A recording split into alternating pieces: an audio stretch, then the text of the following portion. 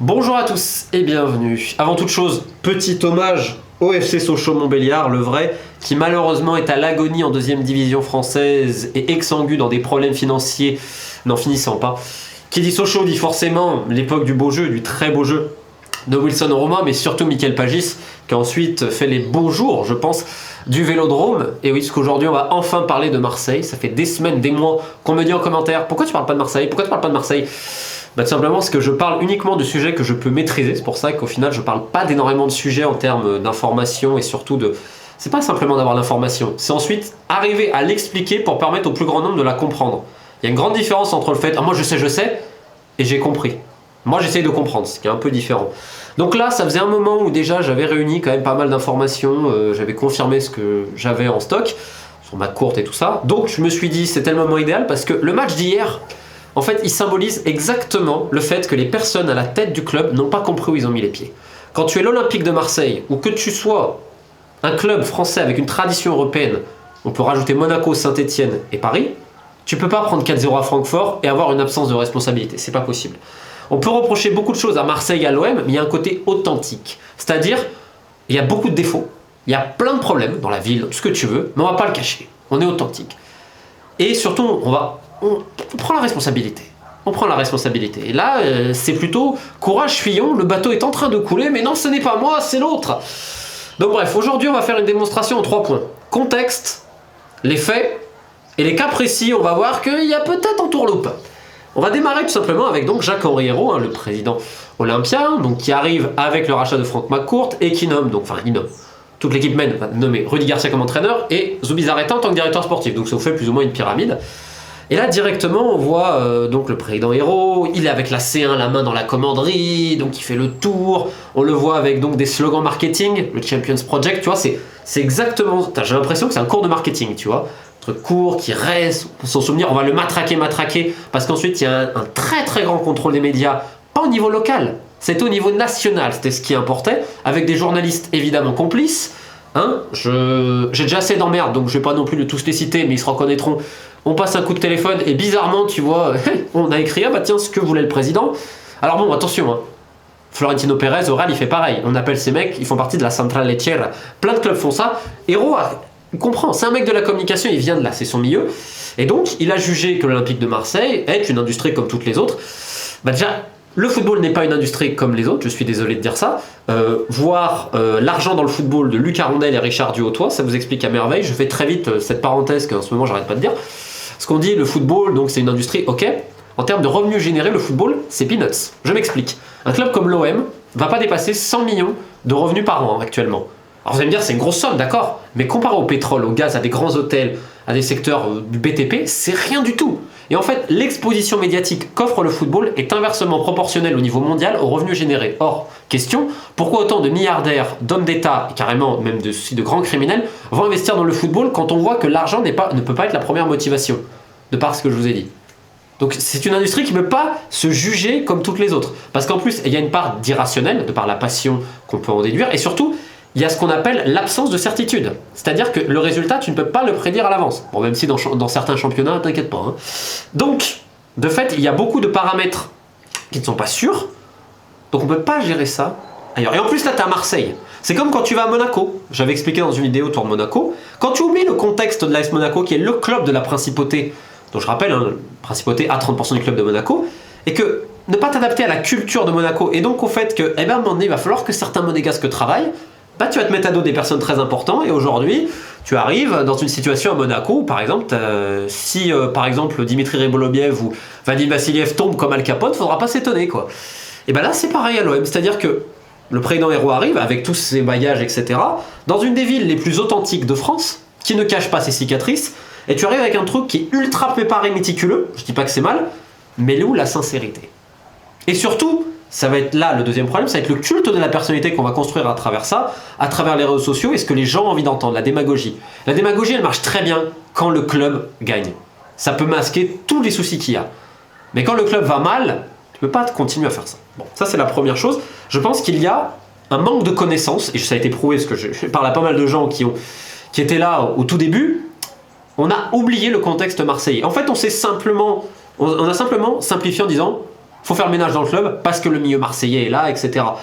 Personne ne va nier que Marseille se faisait racketter depuis très très longtemps. Personne ne va le nier. Mais comme plein d'autres clubs se font racketter. Tiens, demande à Sochaux s'il se faisait pas racketter avant le rachat déjà par certains mecs. Hein? Alors bon, c'était pas le même genre, j'avoue. C'était peut-être un peu moins mafieux, mais bon. Le racket dans le foot, il existe de partout. Faut être très très clair. Petit moment d'autopromo. Pour tous ceux qui ces thèmes intéressent, notamment au niveau international, et de voir comment un des financiers de Ben Laden dans ses groupes en Tchétchénie s'est retrouvé propriétaire de clubs et de joueurs, n'hésitez pas. Bref, c'est le petit moment de promotion. Comme je vous disais, donc tout de suite on s'est vanté, on a fait le ménage en club, on a viré les mecs du milieu, on amène des employés hors sol, c'est-à-dire qui ne viennent pas de Marseille pour éviter potentiellement des liens avec les mecs du milieu. Je rappelle que le club c'est l'Olympique de Marseille, mais bon c'est pas grave. Et puis arrive la fameuse liste noire. Et là, donc vous sortez le clairon et les trompettes, et donc, monsieur Hérault, nous ne travaillerons plus avec ces mecs-là, nous avons la liste noire des agents patati patata. Cette liste noire, elle ne devait pas sortir publiquement.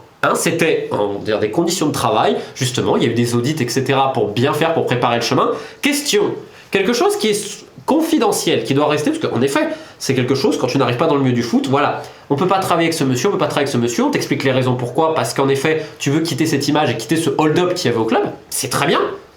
Pourquoi tu la rends publique? Ne serait-ce pas pour ta propre image et de dire, hey, moi je suis le cheval blanc d'Henri IV, les gars, donc moi ça marche pas comme ça. Alors c'est faux cul, ce que vous allez voir après quand même, dans le foutage de gueule sur la liste noire, on a un niveau exceptionnel. Alors tout de suite, il y a eu un ménage de fait qui était nécessaire et qui est, je pense que ce qui était salutaire pour le club. Donc il faut saluer ça, d'avoir pris le problème à bras le corps.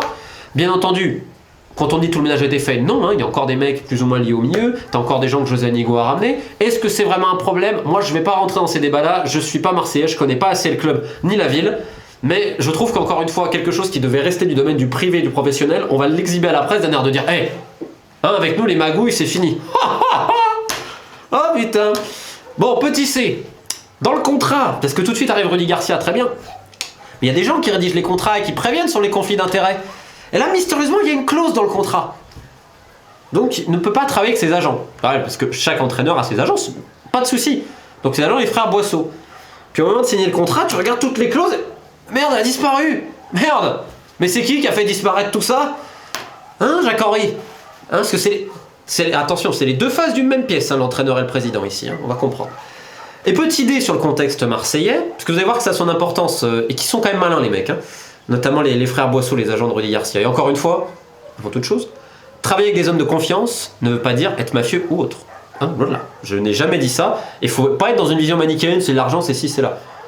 Regardez-vous avec vos amis. Si vous, admettons, vous avez un poste, n'importe quel poste, dans n'importe quel métier, potentiellement vous allez faire travailler les gens que vous connaissez, en qui vous avez confiance. Dans ce cas-là, les sommes, c'est pas pareil, et qu'on va avoir le conflit d'intérêts après, qui est quand même... Mais mon petit idée, bref, et ce qu'on n'a pas abordé à l'OM, c'est qu'il faut-il pour jouer à Marseille? Tout à l'heure, je vous parlais de Michael Pagis. Parce que là, on a un recrutement quand même franco-français. Moi, je me rappelle de Michael Pagis. Michael Pagis, c'est un bonhomme. Excusez-moi l'expression, c'est un mec droit. Avec Pagis, tu sais où tu vas. C'est pas un mec à peur et tout. Je pense que pour jouer à l'OM, il faut comprendre déjà le contexte environnant. Tous les joueurs qui ont réussi, souvent, on va dire la pression, c'est même pas la pression, c'est le fait qu'à Marseille, tu peux pas foirer. C'est-à-dire que tu dois être là continuellement. Tu peux pas faire que des éclats. Donc il te faut des cadres, il faut plein d'autres choses.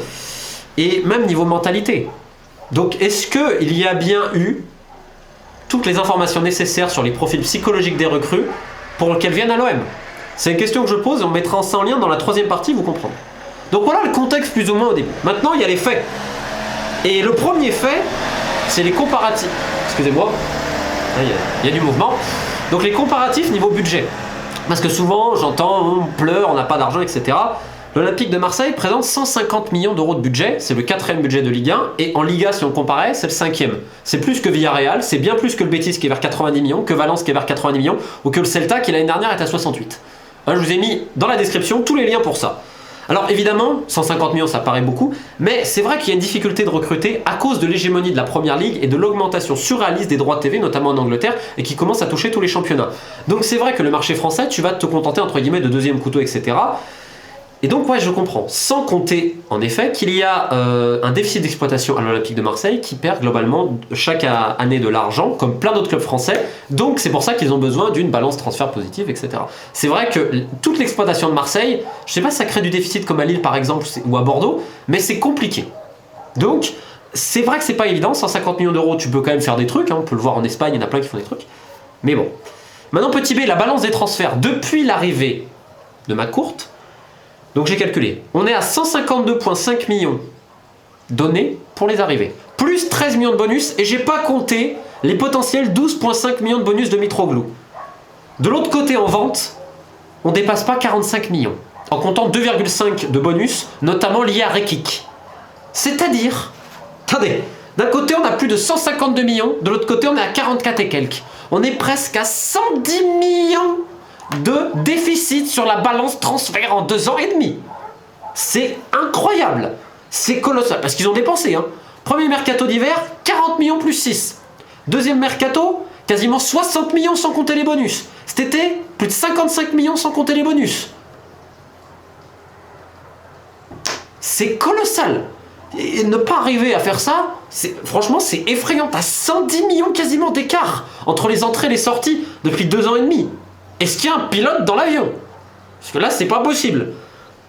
Et puis alors, autre problème, le comparatif entre le poids de la masse salariale dans le budget total. Alors, dans le livre que je vous disais, L'argent du football, c'est bien expliqué. Et c'est vrai qu'il y a des championnats comme la Turquie ou la Russie, la masse salariale c'est quasiment 80% du budget. En Allemagne c'est beaucoup plus faible, on est vers 50%. En France on est entre 60 et 70. Et en fait plus vous allez en Ligue 2, plus vous allez dans des clubs à moins de budget, plus la masse salariale est grande. Parce qu'en fait il y a une logique de marché, vous voulez rester compétitif. Donc ça prend de plus en plus d'importance. Et souvent les clubs qui n'ont pas beaucoup de budget, il y a moins de frais à côté. C'est-à-dire peut-être qu'il n'y a pas de centre de formation, etc. Là tu es dans un club qui a fait des investissements au niveau de la formation, au niveau des installations. Et la part de la masse salariale dans le budget de l'Olympique de Marseille, elle dépasse les 60%. Pour donner un titre de comparaison, à l'OL on est à 40%, à Monaco on est à 45% et à Paris on est à 53%. En fait, Marseille est dans la même gestion que Rennes, Lille, Saint-Etienne, qui est en 60, 64 et 63 respectivement. Alors ça veut dire quoi? Ça veut dire qu'il y a quand même une masse salariale assez importante, parce qu'en plus le nombre de joueurs en termes de quantité n'est pas énorme, vous remarquez, il n'y a pas un nombre de pros non plus exceptionnel. Donc évidemment, ça pose des questions au niveau financier, puisqu'il y a eu des pertes terribles. J'ai mis en lien notamment les analyses d'Urba sur OM Forum qui vous montrent les pertes assez incroyables qui ont été comblées par Franck McCourt. Et maintenant, on va citer un autre spécialiste des finances de l'OM, Mourad, que je salue, qui nous dit « Si tu n'es pas en Ligue des Champions la saison prochaine, ce sera un énorme échec. Je suis toutes les injections d'argent, les augmentations de capital. Tu as plus de 200 millions d'euros investis par McCourt et tu sais qu'il ne va pas investir beaucoup plus. Tu as une masse salariale qui est à un très haut niveau. Tu avais prévu de gagner de l'argent sur les 3 premières années de ton projet, mais l'année prochaine, il faut en gagner. Ton projet t'est calibré comme ça. Donc si tu ne joues pas la Ligue des Champions, ça veut dire que tu vas encore perdre de l'argent la saison prochaine. Il va falloir vendre des joueurs, assumer la masse salariale. C'est donc très très important. Parce qu'en effet, indépendamment du fair play financier où Marseille essaie de gérer un accord, parce que déjà ils ne rentrent pas dans les clous, c'est que la soupe elle est bonne à Marseille. La soupe sur le Vieux-Port, vous allez me dire, en effet, la bouillabaisse et tout le reste. Mais en fait, on a un niveau de salaire pour des joueurs moyen qui c'est au-dessus de leur valeur. Exemple de Valère Germain, c'est pas mauvais joueur. Mais aujourd'hui, il ne peut pas retrouver un club équivalent en France. Il est bien au-dessus des Saint-Etienne, des Rennes, de tout ça, mais c'est le double de ce qu'il toucherait dans ces clubs-là. Ce qui pose une véritable question sur la politique salariale, et notamment pour des joueurs, on va dire, expérimentés, où ils ont des contrats très longue durée, comment vous voulez les amortir d'un point de vue financier? Et là, on arrive à le numéro 3, les cas concrets de mauvaise gestion. Alors je vous rappelle, on a la fusée à 3 têtes. Hérault, Zubizarreta, Garcia. Et c'est vrai qu'on entend tout et n'importe quoi. Est-ce que Garcia bloque les pistes de Zubizarreta, tatati, tatata. Mais déjà, on va se poser la question de qu'est-ce qu'a fait Zubizarreta. C'est aussi une bonne question. Alors, à l'instar de ce qu'il avait fait, de ce qu'il a vu, notamment à la Masia à Barcelone, avec l'importance de la région, donc la Catalogne vis-à-vis du Barça, il y a l'idée de développer la préformation dans la région afin justement de dupliquer un peu ce modèle-là. Ok. Ensuite, il a modifié avec son bras droit, Albert Valentine, la cellule de recrutement. Vous avez eu des départs d'historiques à l'époque comme Jean-Philippe Durand, et vous avez eu de nouveaux recruteurs comme Georges Santos, passé par Manchester City, et Narcisse Julia, qui était à Saragosse avec Valentine. Donc les marchés ciblés, Santos c'était notamment le marché britannique, et Narcisse Julia c'était l'Espagne et le Portugal, avec une vision également sur l'Amérique du Sud. Zubizarreta voulant développer un réseau de scouting et d'information, notamment au Brésil, avec des mecs sur place. Et ça à remettre en perspective avec les idées de son bras droit, Albert Valentine, qui avait créé notamment le développement de Director 11, qui en fait, je vous ai mis le lien en description, c'est un système notamment d'information de suivi à tous les niveaux que divers clubs utilisent. Vous avez Colo Colo au Chili, vous avez Monaco, vous avez Malaga, Villarreal, Betis ou Valencia. Et je vais citer Albert Valentine qui avait été interrogé sur Furia Liga par Nicolas Faure. Le club a fait un grand investissement, donc l'OM, en améliorant les installations pour parier sur la formation. Cependant, on sait que la formation demande énormément de temps. On a fait une première analyse de la situation Et ensuite, on a commencé à travailler petit à petit pour tout améliorer. Les installations, les contenus, le niveau des joueurs qui est fondamental, et bien sûr celui des formateurs qui est également important. Donc là, on peut voir à travers ce qu'ils essayent de faire, c'est un travail de fond qui va prendre plusieurs années, on est d'accord. Au milieu de tout ça, vous avez donc leur outil de développement, notamment Director 11, qui est donc un logiciel qui est notamment va centraliser les informations et en fait ce qui permettrait au club d'avoir une base de données qui va toujours rester à tous les niveaux. Vu comme ça, c'est on va dire la modernité, c'est bien. Donc en théorie, les informations et la communication, elles devraient passer puisque les mecs se font les, on va dire les têtes de gondole de ce genre de projet-là. Sauf quand j'arrive à mon petit B. Ok, on est dans des plans de recrutement, des plans de formation et de la communication entre tout le monde et de l'information. Or, à quoi sert la cellule de recrutement que vous avez reformée? Puisqu'il y a également d'autres recruteurs à l'OM, on peut citer Emmanuel Clément, qui s'occupe notamment de la Belgique et de l'Allemagne, ou Ferhat Kirat. Bon, et là il y avait l'idée de développer l'Amérique du Sud avec des mecs dans le coin, l'Espagne, le Portugal, etc. C'est quoi les recrues qui ont été faites par cette cellule? Comme une des personnes qui travaille à l'OM me dit, j'ai l'impression d'avoir un emploi fictif. C'est-à-dire que, littéralement, les mecs ne servent à rien. C'est-à-dire, ils font des rapports, on les envoie ici et là, mais c'est comme plein d'autres clubs français, t'as l'impression que c'est pour faire joli. Alors c'est vrai, Zubizarreta, des fois, il amenait des idées. À l'époque, quand Ceballos, il était au Betis, Iñaki Williams, au tout début, Mounian de Bilbao, mais c'est jamais bon. Alors tu te demandes réellement qui dirige, qui fait quoi. Le mec est directeur sportif, et on donne des pistes, il n'y a rien du tout. Le seul mec qui vient, c'est Mitroglou, qui a été supervisé, quand il était au Portugal, etc., sur les nouvelles zones. Mais c'est pas de son propre chef non plus, c'était une décision plus ou moins collégiale, qui est le 4e ou 5e choix.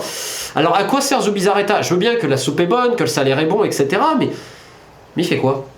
Si c'est pour à chaque fois se faire bloquer, parce que pourquoi ça ne passe pas? Pourquoi le directeur sportif ne peut pas? Eh ben on va peut-être se poser la question du conflit d'intérêts, et on va revenir au tout début. Notre tandem président-entraîneur. Vous savez cette fameuse clause que je vous disais, qu'on a enlevée avec les frères Boisseau? Ben, vous inquiétez pas, de toute façon les mecs sont malins. Ils vont pas mettre leur nom directement. Comme ça, tu peux pas prouver le conflit d'intérêt, qu'est-ce que tu fais? Tu vas mettre le nom d'un partenaire, Alexandre Bonneau, qui est notamment sur Certic. Alexandre Bonneau, il s'en vante, hein. Il n'y a pas de problème, hein. Vous pouvez prendre un café avec lui à Barcelone, parce qu'ils sont basés à Barcelone. D'ailleurs, sur les deux frères Boisseux, il y en a un qui a quitté plus ou moins le monde du foot. Bon, ça c'est encore autre chose, on s'en fout. Et là, t'inquiète pas, hein. Et t'entends le truc, hein. C'est-à-dire, ah, tu veux rentrer à l'OM, t'inquiète pas, on va t'aider. D'accord. Donc sur Calais-Takar, par exemple, aussi, ils sont un peu dedans, hein, également. Alors ça pose quand même une question, tu te dis d'un côté, tu refondes toute une cellule de recrutement, tu essayes de faire tout un nouveau système, tu as un directeur sportif, son bras droit, etc. Et le bras droit qui est très réputé en Espagne en plus, hein, Valentine, qui est un peu le cerveau, on va dire, footballistique, plus que Zubizarreta. Et en fait, ça sert à rien. 2 ans et demi, rien, même pas un truc. Bon. Maintenant, conflit d'intérêts et autres, Radonjic. Alors là, la liste noire des agents, ouais. Bon, déjà, Radonjic, à la base, il est géré par le président de la République de Serbie, Vučić. Hein, son fils, il est à peine majeur. Et plus par d'autres personnes. Bon, j'ai fait une vidéo complète sur Radonjic et tous les intermédiaires utilisés, notamment Trapasso, ancien de Sochaux, qui a proposé le joueur à Nice, puis après à Marseille, et tout ça. Moi, je vais vous dire, il y a eu des rapports de la cellule de recrutement faits sur Radonjic. Premier point. Gros doute sur sa capacité d'adaptation. Gros doute sur son QI footballistique. T'avais des trucs rouges de partout, là, parce que vraiment... Tous les gens qui connaissent un peu Radonjic savent que le QI foot, oublie, t'as déjà pas mal en plus de mecs à l'OM qui sont performeurs, tu vois, comme Clayton Ng. C'est quoi l'intérêt? Bon, je sais pas. Et surtout, pour l'adaptation, c'est un mec jeune qui a quand même un garde du corps qui vit avec lui pour éviter qu'il aille trop en soirée, etc. Parce qu'à l'époque, justement, il a des gros problèmes avec ça. Alors, j'ai fait une vidéo complète sur Radonjic et tous les intermédiaires, notamment le super agent Fali Ramadani.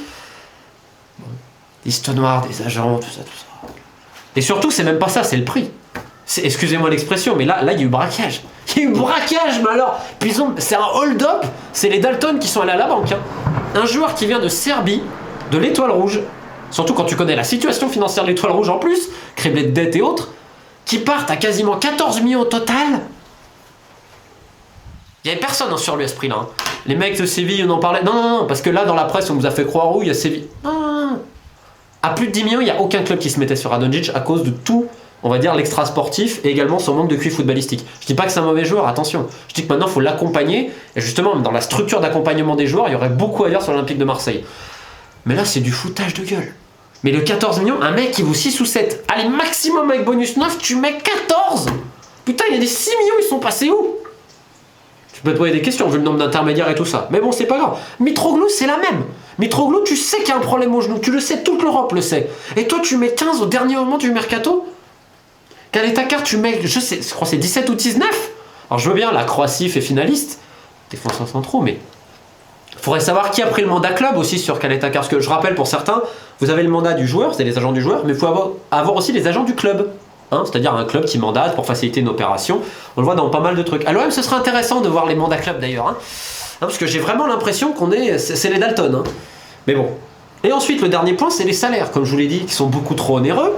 Et surtout, il y a un manque d'anticipation globale du club, et puis les ventes qui sont paralysées. Parce que quand on veut rester avec un certain groupe d'agents, j'ai pas de problème, mais il faut vendre un peu tes joueurs aussi, parce que tu peux pas avoir 150 millions, plus de 150 millions d'achats et 40 millions de ventes, c'est pas possible.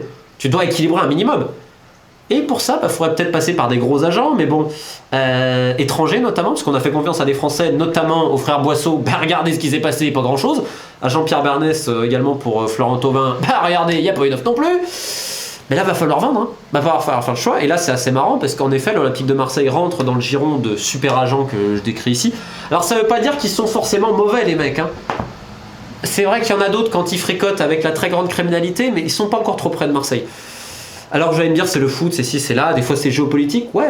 Mais en fait, c'est que t'anticipes pas. Parce qu'aujourd'hui, tu vas avoir besoin de vente. Et là, bah, t'as des agents, ils sont en train de te dire, ah, Boubacar Kamara, ça m'intéresse pas mal. Notamment certains qui agent Rapchion. Par son intermédiaire français Michael Sylvestre. Oh, on regarde très attentivement ce qui se passe sur Boubacar Kamara pour l'envoyer en Angleterre. Très attentivement. Donc, plein de soucis, aucune anticipation. Les recrues gérées de manière... Je sais même pas comment dire. Les jeunes, pareil. Il y aurait tellement à dire. Je vais pas revenir sur le sportif, je regarde pas. C'est les matchs de l'OM pour en parler. Je parle uniquement de ce que je peux voir. Mais entre le conflit d'intérêts, entre un président qui est en mode culte de la personnalité, t'as l'impression qu'il se prend pour un ministre congolais... Non, gabonais, parce que je serai avec les bongos. Remarque, je suis allé en Corée du Nord, tu vois, des fois je me dis, hein, parce que vraiment, hein, Monsieur Hérault, il faut parler de lui, je te dis, c'est le cheval blanc d'Henri IV. Donc j'ai beaucoup de problèmes avec ça. Des gens qui n'ont pas compris où ils ont mis les pieds, absence de responsabilité. On est pas mal là quand même, la soupe elle est bonne hein, sur le Vieux-Port, hein. Très bonne, mais seulement pour une petite poignée de personnes. Et je vais terminer par une citation d'une chanson hein, que j'avais déjà citée une fois, qui s'appelle Gangster Moderne d'MC Solar. Donc c'est quelques paroles. Et ça me fait vraiment penser à l'OM, parce que c'est exactement ça. Et aujourd'hui, c'est vrai que, voilà, bon. Satan dirige la messe, donc personne ne se confesse. Les plus grands gangsters font du marketing. Le poster vole, puis tombe sur le sol. L'élu de haut vol est emporté par éole. J'ai l'esprit critique et lit la presse quotidienne. Constate que les lignes politiques sont pleines de gangsters modernes. Ils ont peut-être pas le Colt ici et là, c'est peut-être pas des mecs du milieu. Mais la soupe, elle est bonne à Marseille. La soupe, elle est bonne. Et sans prendre conscience que ce club, il a été fait, et il est aussi célèbre quand même dans le monde entier, de par sa ville et de par les gens qu'il aime. Faudrait jamais oublier qu'à l'OM, c'est ça qui devrait diriger, ou du moins avoir l'intérêt de ces gens-là. Je peux comprendre qu'on peut faire du business, mais il y a des limites à pas dépasser. Mais bon, c'est tranquille. Allons mettre un petit tweet et faire un petit live.